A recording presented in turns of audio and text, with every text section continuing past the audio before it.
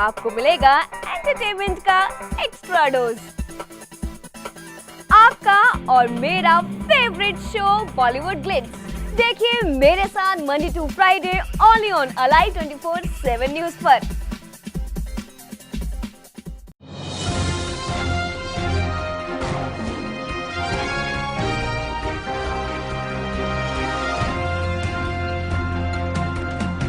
Alive 24/7 news, tracking tomorrow.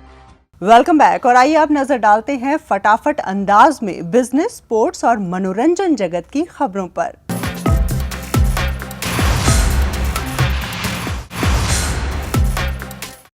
त्योहारी season शुरू होने के साथ ही ई कॉमर्स साइटों पर सेल की शुरुआत हो गई है। सेल की शुरुआत में सबसे पहले बाजी मारी अमेजॉन ने द ग्रेट इंडियन फेस्टिवल नाम से सेल की शुरुआत की है, जो 1 से 5 अक्टूबर के बीच ग्राहकों के लिए जारी रहेगी। हालांकि देशी ई कॉमर्स साइट फ्लिपकार्ट और स्नैपडील भी 2 अक्टूबर से अलग अलग नामों से सेल का बोर्ड टांगने वाली हैं। रिलायंस जियो के मुफ्त में अनलिमिटेड 4G इंटरनेट की सुविधा को देखते हुए एयरटेल, वोडाफोन और BSNL जैसी कंपनियों के बाद आइडिया ने भी कई नए ऑफर लॉन्च किए हैं। आइडिया सेल्युलर के नए ऑफर के तहत ग्राहकों को ₹1 की कीमत में अनलिमिटेड 4G इंटरनेट दिया जा रहा है। मोदी सरकार की हर गांव में इंटरनेट पहुंचाने की कोशिश जल्द कामयाब होगी। सूचना प्रौद्योगिकी मंत्रालय के मुताबिक मार्च 2017 तक डिजिटल इंडिया मुहिम के जरिए हर गांव में हाई स्पीड इंटरनेट पहुंचाने का लक्ष्य रखा गया है। 1 अक्टूबर से देश में रेल यात्रियों के लिए कई नई सुविधाओं की शुरुआत हुई है। जहां एक और देश में रेल यात्रा की रफ्तार बढ़ाने की शुरुआत हुई, तो वहीं तेजस, हमसफर, उदय और अंत्योदय एक्सप्रेस जैसी गाड़ियों के जरिए यात्रियों के लिए कई नई सुविधाओं को भी पटरी पर उतारा गया है। भारत और पाकिस्तान के बीच बिगड़ते रिश्तों के बीच BCCI ने फैसला किया है कि वो बहुराष्ट्रीय टूर्नामेंटों में भी पाकिस्तान से खेलने से बचना चाहेगा और ICC ने कहा है कि भविष्य में वह दोनों देशों की टीम को एक ही ग्रुप में नहीं रख सकते। शिमला की वादियों से हीरो MTB रेस शुरू हो गई है। ये साइकिल रेस एशिया से सबसे बड़ी और सबसे मुश्किल माउंटेन साइकिल रेस मानी जाती है। इस बार कुल 66 देशी और विदेशी राइडर इसमें हिस्सा ले रहे हैं। ये रेस शिमला से शुरू हुई और धर्मशाला में समाप्त होगी। राइडर इस दौरान करीब 650 किलोमीटर का सफर तय करेंगे।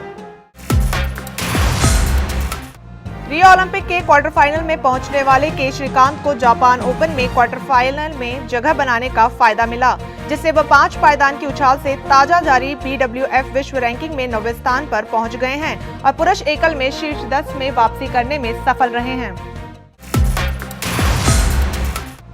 रियो ओलंपिक में महिला कुश्ती में कांस्य पदक जीतकर देश का नाम रोशन करने वाली भारतीय पहलवान साक्षी मलिक का कहना है कि टोक्यो ओलंपिक 2020 अभी बहुत दूर है और उन्हें अभी कई अन्य लक्ष्य हासिल करने हैं। साक्षी ने कहा कि 2020 ओलंपिक खेलों से पहले कई प्रतियोगिताएं हैं जिनमें उन्हें हिस्सा लेना है और अपने खेल में सुधार लाना है।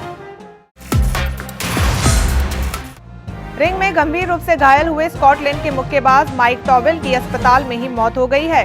टॉवेल के पार्टनर कॉल रॉस ने बताया कि टॉवेल आखिरी समय तक लड़ते रहे।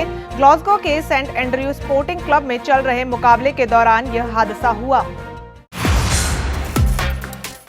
स्वरा भास्कर, नीलबटे सन्नाटा, प्रेम रतन धनपायो और तनु वत्समनु जैसी फिल्मों के बाद स्वरा छोटे पर्दे पर इट्स नॉट दैट सिंपल से डेब्यू करने जा रही हैं। बोल्ड सब्जेक्ट पर आधारित it's not that simple series TV18 के ऑनलाइन चैनल वूट पर 6 अक्टूबर से शुरू होगी।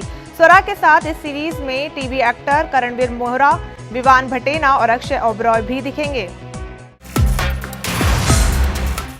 पाकिस्तानी एक्टर्स को भारत से बाहर चले जाने की धमकी के बाद सर्जिकल स्ट्राइक पर सलमान खान के रिएक्शन के बाद शिवसेना भड़क गई है।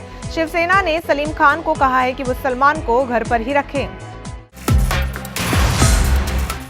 बॉलीवुड एक्ट्रेस करीना कपूर खान हैकिंग का शिकार हो गई हैं। इस सिलसिले में करीना कपूर की ओर से FIR उनके चार्टर्ड अकाउंटेंट ने दर्ज कराई है। हैकर ने करीना के इनकम टैक्स अकाउंट में सेंधमारी करके गलत रिटर्न भी भर दिया है। पॉर्च्ड की अभिनेत्री तनिषा चटर्जी का सांवले रंग पर मजाक के बाद गोरेपन की क्रीम के विज्ञापनों में नजर आ चुकी सोनाली बेंद्रे अब त्वचा के रंग को बढ़ावा देने वाले प्रचार का ब्रांड एम्बेसडर बनने की इच्छुक नहीं है।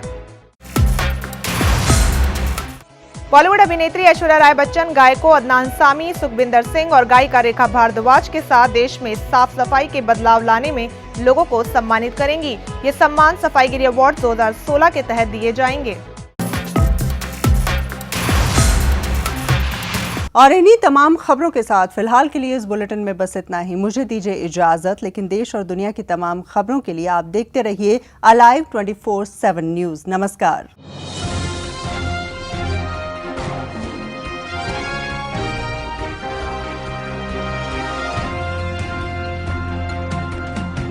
Alive 24/7 News, tracking tomorrow.